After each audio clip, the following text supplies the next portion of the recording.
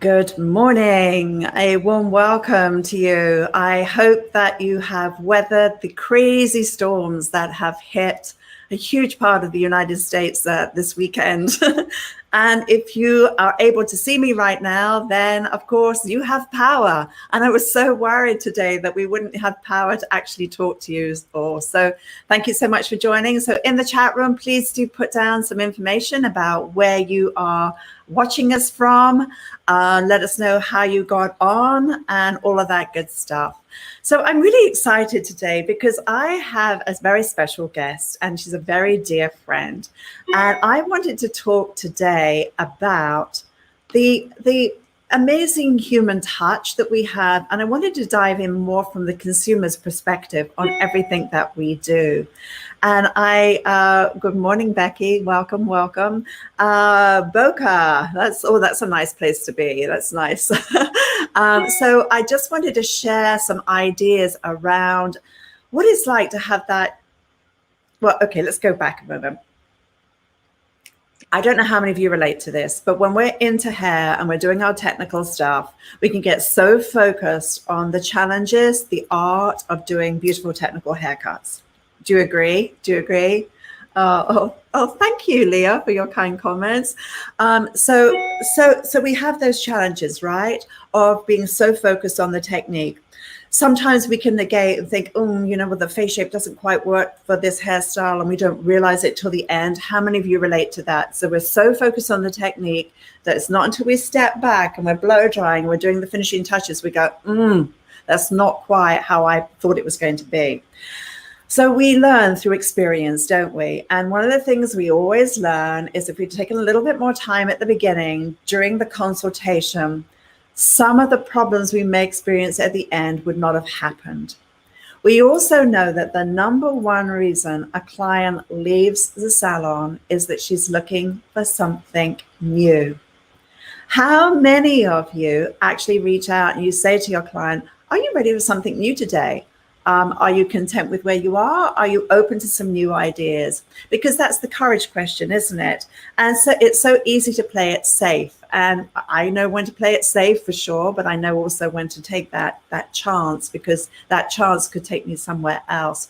So today here we have two very special guests. We have Rosemary, who is my member of my art team, who survived not only the storm this weekend, but she's survived a wedding of epic proportions. So she is here, and a very dear friend, Jill Bacon, who I have known since I was 9 years old. So let's bring these gorgeous ladies onto the screen. So let's bring on my girls. Good morning. Morning. Good morning. Good afternoon, Jill. Yeah. So Jill is talking to us from the UK. She lives in Greater London. And so it's the 3:30 in the afternoon. So big shout out to any of our British friends. So I wanted to talk today, and Rosemary, you survived the wedding. Yeah, I'm very natural today.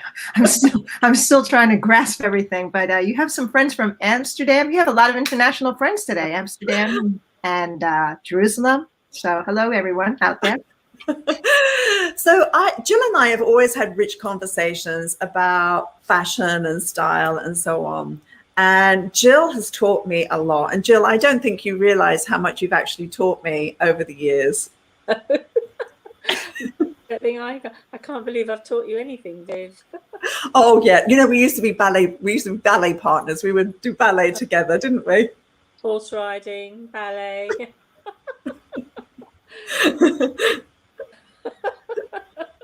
So we've had lots of great experiences together. Yeah. But one of the things that Jill has always shared with me, and of course we know that in Great Britain there are some of the most amazing hairdressers in the world. We know that the British take hairdressing very, very seriously. and there are some pedigree, amazing hairdressers. And I do know that we British hairdressers sometimes are so focused on the art of what we're doing that sometimes our consultation skills go a little awry, and we either presume or we assume, and in that assumption is where there can be the danger area. And I think I'm guilty of it. Rosemary, how's it for you? I am. Yes, I am guilty. We all are, where we get so focused on the hair, so into the hair sucks the life force out of us, that it's not until she walks to the reception or we step back and look, we go, ooh, it's shorter than I planned, or ooh, didn't realize that when I did this pixie haircut on her, she was 6'3". Or, ooh, I didn't realize that this lady is actually a man. That happened to me once. So, Jill, you tell me some really great stories, and I wanted kind of the audience to hear the things that you would love for us hairdressers to do more of. And one of the things that you yearn for, because yes, you've had some wonderful haircuts, haven't you, when you've gone to the salon? Well, I've been really spoiled. So, of course, Vivian used to cut my hair, and there are just certain things that I look for that she taught me. And unfortunately, if I go into a salon and if they don't, it's like something really simple, like pull the hair back and let the parting fall naturally.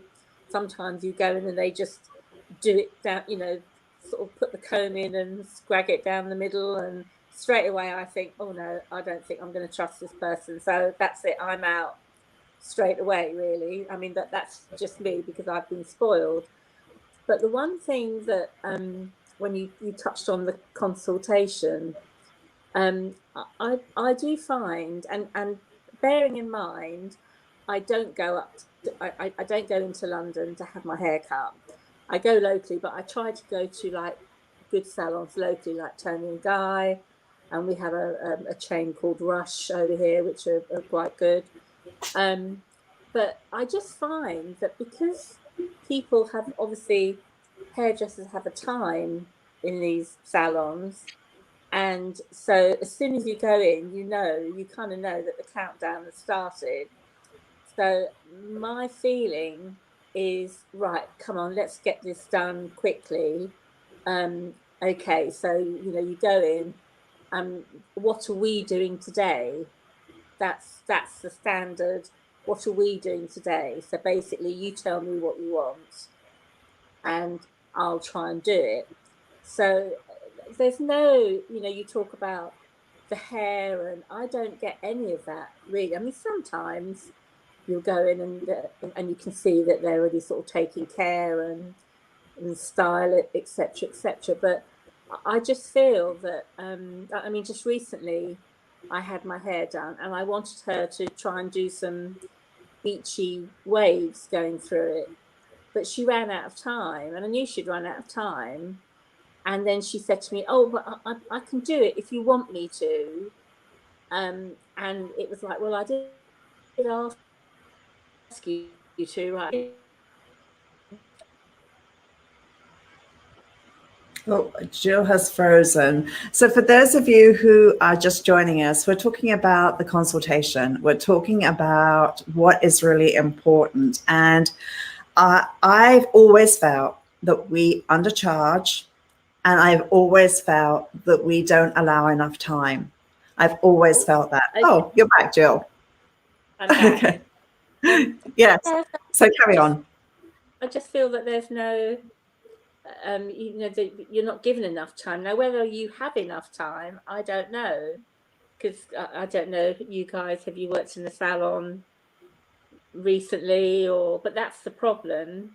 And I mean, I said to Viv, and she laughed the other day, I went to my hairdresser, and I sat there with I think you call them garbage bags over my head, and a mask, and half a cup of warm water in a plastic mug, and I paid £150, British pounds, for the privilege of having a bin bag over my head, and it was a horrible experience, absolutely horrible. And then I came out and she didn't even do what I wanted her to do, really, because she'd run out of time. And that's the experience. And I know it's difficult because I'm not going into town, but you still think, you know, even at Tony and Guy, it's just, you're just going through, they seem to be going through the motions. But then I think a lot of them do. I know I've asked them how many people come into the salon and actually ask for a new haircut, and they would say nobody, or virtually nobody. It's all the yummy mummies that come in and just want a trim and a blow dry, and they just go out looking exactly the same. You know, I don't want to go into a salon and come out looking exactly the same. I want to look slightly different. And it just doesn't happen. Also, this is an interesting one that I thought of. How many people that you style actually go home and wash it and style it again because they don't like how a hairdresser styled it? And I can tell you, it's nearly everybody that I speak to. And I didn't realise, but we actually pay £30 British to have a blow dry in the UK, which is a lot of money when they come home and they just wash their hair instantly and style it in the way that they like to, you know, that they like it to be styled. I mean, I think that's quite shocking, really. So really what you're looking for, and I think so many consumers are looking for this, and guys, there are amazing statistics out there, and you may have heard me say this before, 97% of hairdressers believe they give a consultation to their client. 7% of clients actually say they get a consultation. What are we doing today is not a consultation. Just a trim is not a consultation. I want you guys who follow me, because I know that I have a very elite group of hairdressers who follow me. So I know that you guys do know about the importance of a consultation. I know that you guys do understand the importance of taking the hair away, studying the face shape, and looking at the balance, not only of the face, but the balance of the body. I know that you guys do understand that you've got to ask some of the awkward questions. And that's why I created a consultation form. And that consultation form is the gatekeeper to everything, because if you let the form do the work for you, the things that Jill is speaking about now, that she's been to some wonderful salons. Yes, she's had some great haircuts, but she wants that human touch. She wants someone to be interested in her. And so we're in a trap when we don't charge enough for our services and we don't allow enough time. We're in a trap where we have to rush the consultation, we have to rush everything. And we know that efficiency behind the chair is so important, right? So I'm begging our industry to elevate itself in terms of, you are worth so much more, but you've got to put the time in. And you've got to do that consultation. So I have a consultation form. So what I want you to do is, if you go and DM me on my Instagram page, that's probably the easiest thing. But you could do it here too, I suppose. Let's confuse you by giving you two options. If you want our consultation form, just send us a message and we will email it to you. So what you'd need to do is just give us a way to contact you, and we'll send you that consultation form to help you, because let the form do the work for you. There are things on my consultation form that are the awkward, tricky questions to ask. You know, where do you live in fashion? How feminine do you want to be? I mean, Jill, has anyone ever asked you how feminine would you like your hairstyle to be? Never, ever. Is it important to you? Well, yes. I mean, I just, there's zero consultation as far as I'm aware. Nobody's ever asked about. And what would it mean to you, Jill, if you did have a wonderful consultation? Would you pay more for it? Oh, yes, and also the most important thing, that it would the trust. I would learn to trust more, and once you get you have the trust in your hairdresser, then you can be a bit more, well, okay, let's try this. Then you're keen to try. But if you don't have any sort of faith because of they haven't asked the right questions, then you're just going to literally say, oh, I just want to trim and go out. That's it, because you just want to be safe. Yes, of course. And that's why you take control. Rosemary, what's your feeling about what Jill is sharing? And for those of you just joining, we're talking about the consultation. Jill is a longtime friend of mine, and she's talking as a consumer about her experience of yearning for somebody to just ask her the important questions that she yearns for. Rosemary, how do you, what's your take on this? I think she has a very valid point. I think a lot of times we get caught up in the schedule of the day as opposed to the importance of the person. And I've gotten in, I've found myself sometimes I've had to run behind schedule so that I can see the body language of somebody else. I'm not always on top of it. And then I realize I might miss the mark. And then it weighs on my heart, and I think for anybody who's looking to really create, people will be more forgiving if you don't give them the exact style they're ready to go into yet, but it's more about the relationship that you build. It's the rapport that you create, because they'll go on a journey with you if you take them on that journey, understanding who they are before you decide what you're going to do.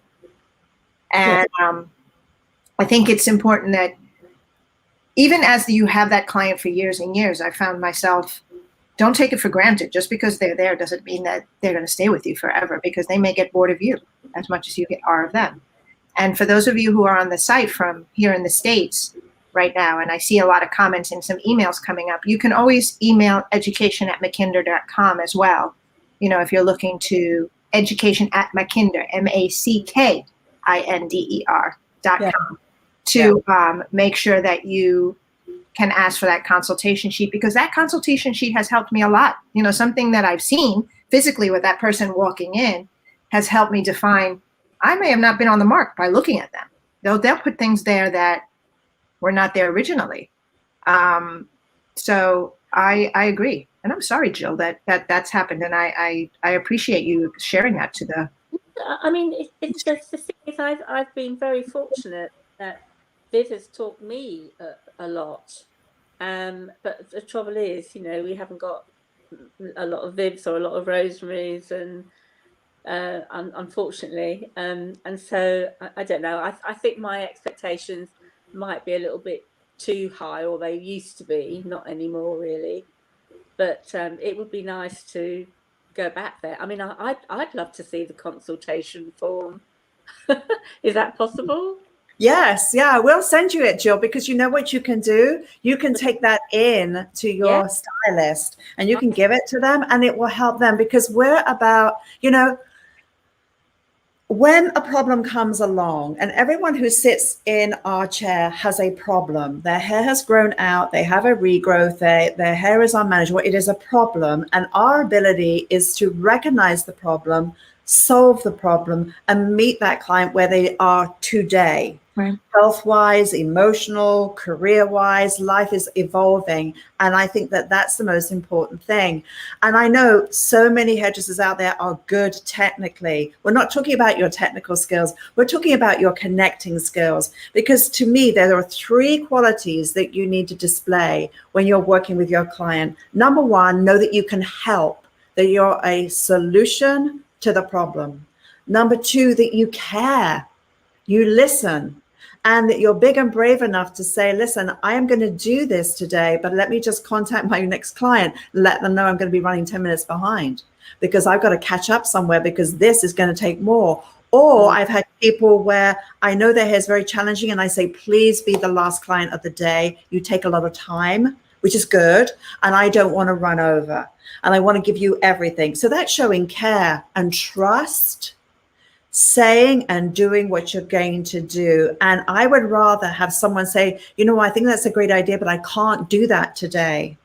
Time doesn't allow for what you want. I want to do that. Please, the next time you come in, let's do it this way. And that becomes huge. So guys, look at your help, care, and trust, and look at the importance of when we hear a problem, we have to jump to solution always. And hairdressers are really good at solving problems. And I think the biggest mistake our industry around the world has made is that we undercharge, And we do not give the consultation sufficient time to create that magic.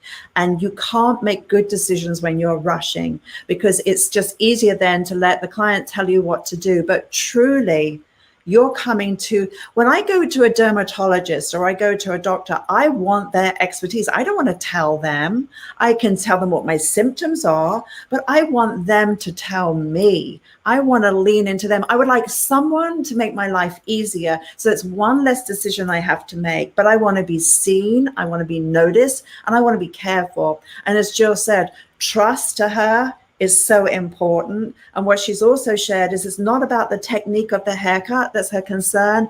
It's that consultation she's yearning for. And obviously she's had my consultations, she's experienced it with me, so she's got a benchmark to measure. But what if in an industry we all elevate? What if we all do that? So if you guys haven't checked out, there's some great links, which Cindy, if you don't mind putting it in there, to who is sitting in your chair. You may think, oh, it's kind of boring, but no.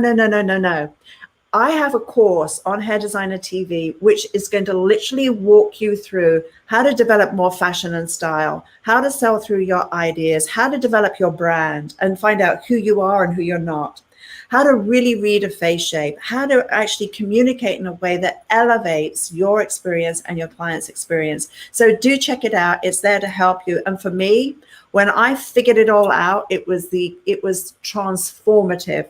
And first of all, my confidence, because I believe that the longest distance to our hands is from here to here, from the brain to the hand. And I want people like Jill, who's a consumer, who's going into the salon, to have that wonderful experience so that she'll go more often and she'll make more recommendations and more referrals. So if her trust has been broken, it's like a bad relationship. When we come out of a relationship with a guy and it's not been good, we're off men forever. All men are bad, right? Because we had a bad experience, but they're not all bad. And so I think that's what's really, really important. So Jill, thank you for sharing some of your insights with us today. Thank you for having me. It's been lovely. And Rosemary, well done. You recovered from your bridal experience. Yes, it was a waterlogged experience. We started at 6 a.m. We finished at 5:30. Oh my gosh. And you traveled on top of that. Yeah, traveled to 2 locations. The hair got destroyed because they had to go in the rain to the second location. I had to revamp a lot of them again, and, time constraints and time lost and whatever. Anyway, yes, I survived and I'm here. That's all that matters. I made it through the rain. Isn't that a song? Yeah, I made it through the rain. Anyway, we'll let you go. Thank you, Jill, for your insight. Really, it really was very helpful. Bye. But yes, thank you. And guys, I'm at 11 o'clock going live with Anthony. I hope I typed his name correctly.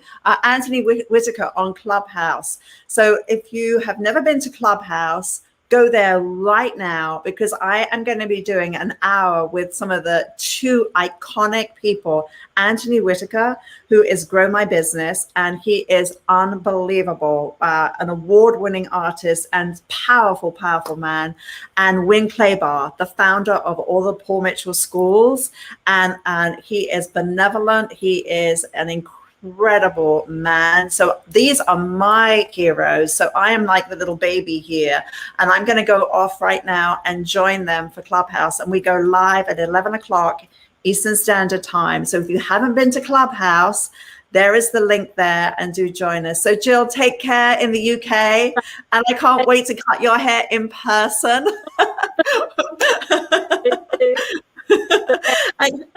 Thank you so much. And Rosemary, thank you. And guys, thank you so much for joining us here on Facebook. I won't be with you next week, because guess what? I am taking a week off. I will be in my riding hat, no makeup, with my horse, and I will be just away for a week. I need a mental break, because I just am like,